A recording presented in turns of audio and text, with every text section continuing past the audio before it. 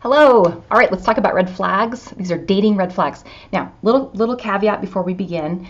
I am doing these red flags for sort of the archetype overall of each sign. Okay, so sort of the symbolism of that sign. You can look at this. Let's say you're dating someone, you know their sun and moon. We'll just keep it simple. You can listen to their sun and think of that as like when you're first dating and first meeting and first interacting with someone. You can even look at their ascendant, and that will give you a feel for how this person shows up for you, how they present themselves from more of an ego-based perspective. Look at their moon if you want to see what's going on inside of them. So those little moon clues emotionally, and that's more when you've been in a relationship a little bit longer. And if let's say you're dating someone who's a Gemini, Gemini sun with, let's say a moon in Taurus, okay? So Gemini sun, he's going to be really fun and playful and present from that perspective at first, but then as you get into a relationship, this might be someone who needs to have a certain amount of control over the relationship in order to feel safe and secure, right? And that's very different from Gemini. So you kind of need to look at both to get a full picture of the red flags. You can even look at their Venus and their Mars if you know their whole chart, and get a feel for sort of their anima and their animus, their inner masculine and feminine, and how they express themselves. Remember, when I say masculine, that is anything like Mars, Aries, first house. This has to do with how we push. Think of it as a pushing. I'm pushing out into the world around me. I'm affecting change. I'm making things happen. I'm cutting the vegetables, or I'm spraying off the house, or it's like I'm doing something, right? Venus, on the other hand, she has this quality of magnetizing, of pulling. How does this person look at socially? And it's through social behavior, through conscious, like socially. It is doing something like Mars, okay? But it comes from more this place of like affected behavior. I know that if I don't know, like wear my hair really awesome like this, that I'm going to get like lots of boyfriends, that kind of thing. No, but like Venus she just knows. That's why Venus and Libra can be associated with manipulation, being flattering to people or like being overly nice, that sort of thing. Okay, so Venus pulls, and how a person uses their Venus, how they pull or attract people in. Look at their the sign placement. So hopefully this is helpful. If you want to just keep it simple, just look at the sun. For Aries, if you're dating an Aries, you might even be an Aries. So Aries, the first sign in the zodiac, and Aries as an archetype has this kind of innocence and purity to it. That doesn't mean that dating an Aries person is innocent and pure. It means the way that they approach things, it's like they're a noob. They're new at it.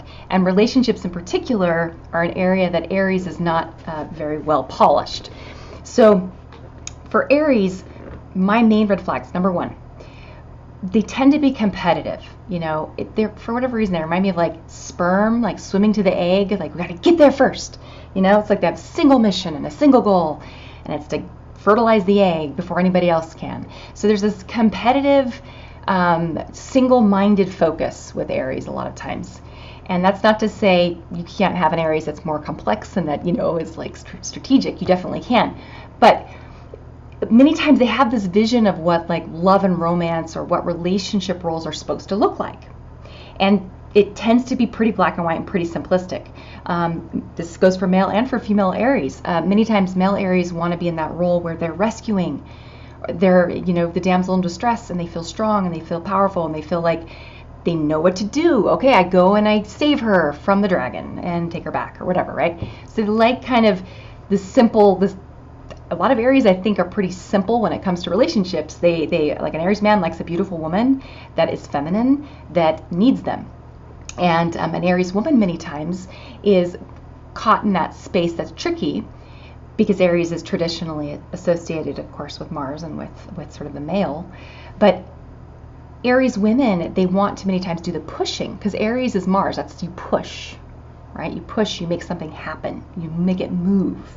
Talking badly about an ex, that's another one. Or like you're going on a date with this person and they don't want to go to certain restaurants. Any shady behavior like that, if they're like, oh, I'm worried, I don't want to go there because I got sick there once, or my ex works there, or what have you, then you're kind of like, why would you care if we go to a restaurant where your ex works? What's the big deal with that? Little clues and little signs where you're like, oh, okay, this person maybe has multiple, games going on the field at one time. And if that's your thing, then that's just fine. But if it's not, just be aware. Also, they are naturally really aware of where they're weak, because Aries many times, like I said, they're competitive, and they're very much kind of keep score, them compared to other men, them compared to other women. And Aries, a lot of times, like I have a sort of a experienced this multiple times with Aries, where there's a breakup. The Aries breaks up with his partner. Partner goes off, gets a different partner, la la la la la, and the Aries is over here by himself. And then Aries gets a different partner, and then they break up, and then these people break up, and this person's single, and then the Aries comes back and he's like, or she, either way, oh hey, you're single again. And this person's like, oh yeah, I'm single. So then they like go on a date again. But really the Aries doesn't really like this person. It's just, I got you back. I got you back. It's almost like I got the last word. I got the last word in. You know, I could still get you if I wanted you. That kind of thing. So that's bad behavior. Also for Aries, let's see, sometimes they'll use people. They come from this perspective that can be really, they're not like paying attention to how this is making the other person feel. They're just like, me, I want that thing, going for it. Like, going for it, not thinking through how this is going to affect other people. Or I'm going to just say this thing because I want to say it right now, and I'm not really thinking about how it will affect other people, and I don't really care how it will affect things. I'm just going to say what I got to say. It's who I am. So this, if you've got someone who won't apologize, who's unapologetically rude to people, that's a very large, waving red flag. My dad is an Aries, and he's not like that, but he definitely has that red flag in his relationships of feeling like he needs to rescue someone. He and I have talked about this. And so that's a big one for Aries, the knight in shining armor. It's very tempting because Aries is this young, early masculine archetype. And this can be for male or female, okay? So if you're female Aries and you're hetero, you could be any sexual orientation, it doesn't matter. When I say masculine, feminine, masculine is that pushing, it's the drive to push something. Feminine is the drive to pull something towards you.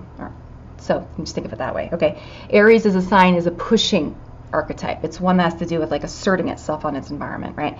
So like Aries females sometimes are they're really passionate, and they want a lot of heat, and they want like a lot of fire, and they can be too much sometimes. They can be too demanding, or too pushy, or too quick, or too rude even, and they can turn people off. So that can be another. So the rudeness is a big one to pay attention to, especially depending on the age of your Aries. If this is an older Aries and they're still rude, then it's not going to change. They don't have any social, well, not any, but their social skills it's not their strength, I guess.